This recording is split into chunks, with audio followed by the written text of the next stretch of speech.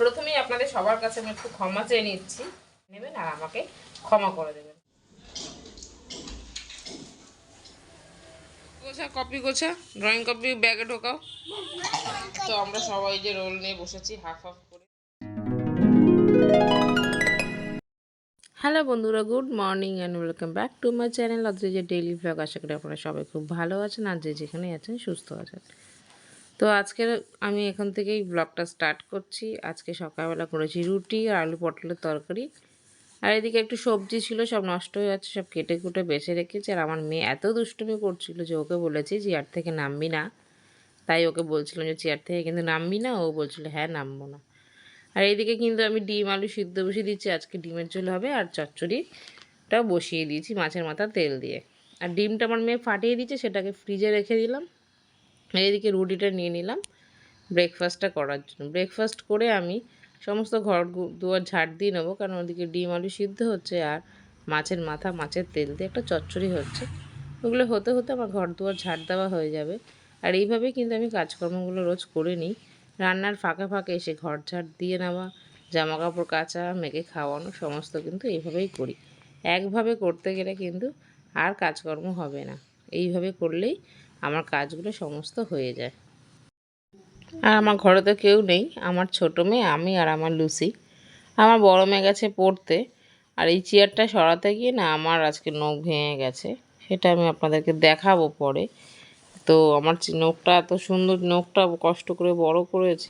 মুখে ওটা কি দিয়েছিস দেখি, ওটা মুখে দোকানের জিনিস? দাঁড়া। ঘর দুয়ার ঝাড় দিয়ে সমস্ত কিছু পরিষ্কার করে চলে এসেছি রান্নাঘরে। এই দেখুন আমার নখটা ভেঙে গেছে, আর এমন জায়গাতে ভেঙে গেছে পুরোটাই ভেঙে গেছে। এদিকে আমার চচ্চড়িটা হয়ে গেছে, ডিম আলুটা সিদ্ধটা নামিয়ে আমি ভাত বসিয়ে দিয়েছি। আগে জানেন আমি ডিমের ঝোল করতে পারতাম না, কারণ মা যখন মারা যায় তখন আমি মাঝে মাঝে নিজের জন্য রান্না করতাম। ডিমটা আমি খেতে খুব ভালোবাসি, বেশিরভাগ ডিম সিদ্ধ নাহলে ডিমের কষা করতাম। ঝোলটা আমি ঠিক করতে পারতাম না, তাই শ্বশুরবাড়িতে এসে যখন ডিমের ঝোলটা ভালো হতো না, তখন সবার কাছে কিন্তু আমার কথা শুনতে হতো যে ডিমের ঝোলটার কোনো স্বাদ নেই, কিছু ভালো হয়নি। কিন্তু এখন আমি অনেকটাই ভালো করতে পারি। প্রথমেই আপনাদের সবার কাছে আমি একটু ক্ষমা চেয়ে নিচ্ছি, তার কারণ সেদিনকে যে আমি বিরিয়ানি ভিডিওটা করেছিলাম, সেইটা আমার ফোনের কোনো প্রবলেম বশত হয়তো লাস্টের দিকটা আমার ভিডিওটা কমপ্লিট হওয়ার আগেই পোস্ট হয়ে গেছে। তো যাই হোক, আজকের আমি শেষ পোর্শনটা দিয়ে দেব। তো আপনারা সবাই আমার বন্ধু, সবাই আমার পরিবারের একজন, তো এই ছোট্ট ভুলটা আমার ক্ষমা করে দেবেন। আর আমি আজকে ভিডিওর এন্ডে কিন্তু বিরিয়ানির যে বাদবাকি রেসিপিটা আপনাদেরকে আমি শেয়ার করব। তো কিছু মনে করবেন না, ফোনের প্রবলেমের জন্য হয়েছে। আমি কিন্তু পুরো ভিডিওটাই দিয়েছিলাম, কিন্তু কোনো কারণে লাস্টের পোর্শনটুকু আমি দেখলাম যে ভিডিওতে আসেনি। তো আজকে আমি দিয়ে দেবো, আপনারা অবশ্যই অবশ্যই দেখে নেবেন আর আমাকে ক্ষমা করে দেবেন। ঘর দুয়ার মোছাটা অনেকটাই হয়ে গেছে, রান্নাঘরটা মোছা বাকি আছে। হাতটা ভালো করে ধুয়ে নিয়ে মেয়েকে খাওয়াতে বসছি, কেননা অনেকটা বেলা হয়ে গেছে আর প্রায় 2টোর বেশি বেজে গেছে। ওকে না খাওয়ালে আর হবে না, ও ঘুম ঘুম পেয়ে যাচ্ছে বসে বসে। তাই ওকে খাইয়ে আমরা ঘরের সমস্ত কাজকর্ম করে নিয়ে আমি যখন খেতে বসি তখন প্রায় 3:30। তাই বেশি কথা না বলে খাওয়া দাওয়া করে নিয়েছিলাম, আর আমি কোনো ভিডিও তারপরে করিনি। এরপরে আমার মেয়েরও বদমাইশি, প্রচুর বদমাইশি করছিলো, আমি তাড়াতাড়ি খেয়ে ওকে ঘুম পাড়াবো বলেই আর কি আর কোনো রকম ভিডিও করতে পারিনি, কোনো কথাও বলিনি। আর ও একটু বদমাইশি করছিলো বলে ওকে আমি খেতে বসেই তখন ভিডিওটা করছিলাম। তো এই যে বালিশ নিয়ে চলে এসছে, এখানে শোবে, লুসিকে দিচ্ছে এবার বালিশ। আবার লুসি শুয়ে পড়লে ও আবার টেনে টেনে সেটাই নিচ্ছে যে তোকে দেবো না, এটা আমি একা এখন ঘুমাবো। এরপর ঘুম থেকে উঠে সন্ধ্যাবেলায় কথা হবে। কোথায় যাবি তুই?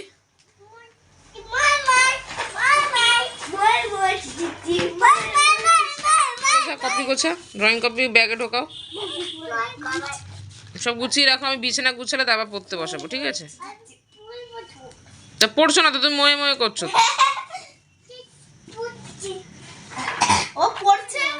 কি খাবে, কি খাবে? নন? নোল তো কি? রোল? ও আচ্ছা আচ্ছা, রোল খাবে। কে এনেছে? কখন? আমি দেখিনি তো। যাচ্ছি যাচ্ছি, জুতোটা পরি।